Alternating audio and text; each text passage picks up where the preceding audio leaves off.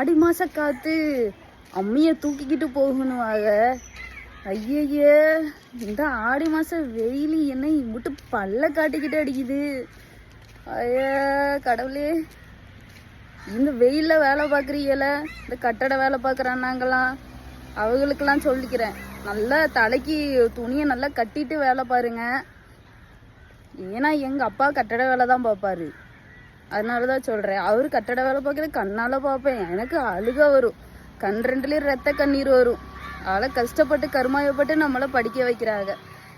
சரி கட்டட வேலை சரி, வெயிலில் யார் என்ன வேலை பார்த்தாலும் சரி, அந்த முக்கியமாக ரோட்டோரமெல்லாம் வேலை பார்க்குறாங்கல்ல, அந்த அண்ணாங்க எல்லாருக்குமே நான் சொல்லிக்கிறேன், நல்லா தலையில் நல்லா துணியை கட்டிட்டு வேலை பாருங்க.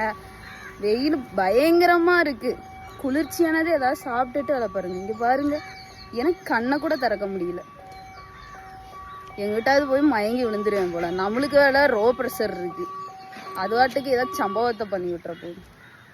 சரி ட்ரெயின் வந்துருச்சு, நான் போயிட்டு வந்துடுறேன். பாய், டாட்டா.